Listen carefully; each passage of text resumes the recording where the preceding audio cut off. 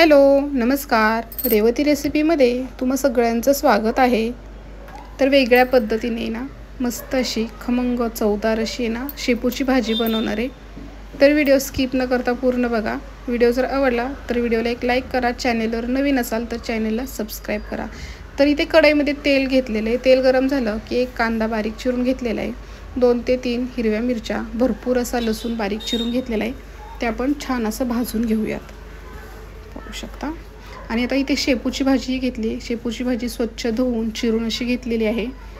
आणि आता ह्याच्यामध्ये ना मी काळा घेवडा जो असतो ना आपला, त्याचा वापर करून छान अशी भाजी बनवणार आहे। तर ओल्या घेवड्याच्या शेंगा भेटलेल्या, त्या छान अशा सोलून त्याचे दाणे आहेत ना आपण अगोदर शिजवून घेतलेले आहेत। अगदी मऊ असे शिजवायचे नाहीत, एकदम 50% असे शिजवून घ्यायचे आणि राहिलेले 50% आपण भाजीमध्ये शिजवणार आहे। तर पाहू शकता काळा घेवडा छान असा शिजवलेला आहे। आता इथे ना कांदा मिरची लसूण आपण भाजत आलेलीच आहे। आता ह्याच्यामध्ये आपण हळद टाकूयात, व्यवस्थित असं मिक्स करून घेऊयात आणि चिरून घेतलेली आहे ना शेपूची भाजी टाकूयात।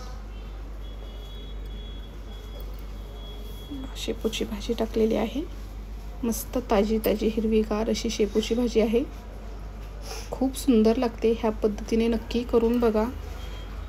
व्यवस्थित असं मिक्स करूयात आणि ह्याच्यामध्ये आपण आता जो घेवडा घेतलेला आहे तो टाकूयात। आता ह्याला आहे ना बहुतेक ठिकाणी काळा घेवडा, आता आमच्या इकडे तर काळा घेवडाच बोलतात सातारा साईडला, पण इकडे राजमाही बोलतात, काळा राजमा असं। चवीनुसार मीठ टाकूयात, व्यवस्थित असं मिक्स करून घेऊयात। प्रत्येक भागामध्ये वेगवेगळं नाव आहे। खूप सुंदर अशी आहे ना आपली भाजी होते ही। गॅस आता एकदम बारीक करूयात आणि आता त्याच्यावरती झाकण ठेवूयात आणि एक 5 ते 7 मिनिटाची ना वाफ काढून घेऊयात। इथे ना पाण्याचा वापर अजिबात केलेला नाही आहे। छान असा आपला घेवडा आणि भाजी आहे ना एकदम वाफेवरती शिजते मस्त।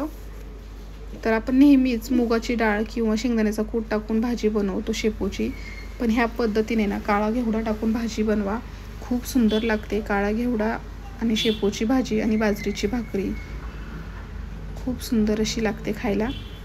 व्यवस्थित असं मिक्स करूयात आणि पुन्हा आहे ना एक 5 मिनिट आहे ना बारीक गॅसवरती झाकण ठेवून आहे ना एक वाफ काढून घेऊयात।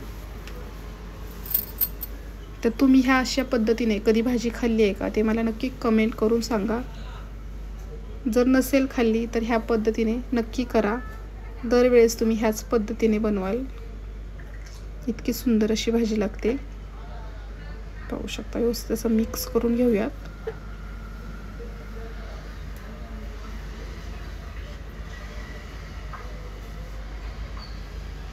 पाहू शकता छान असं मिक्स करून झालेलं आहे।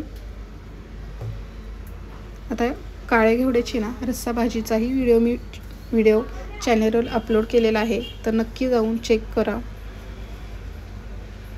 तर व्हिडिओ कसा वाटला तो तुम्ही मला नक्की कमेंट करून सांगा। व्हिडिओ जर आवडला तर चॅनेलला माझ्या लाईक करा, शेअर करा आणि सबस्क्राईब करा।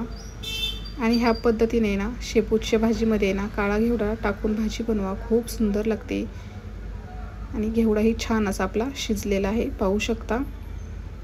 व्हिडिओ बघितल्याबद्दल तुम्हा सगळ्यांचे मनापासून आहे ना धन्यवाद।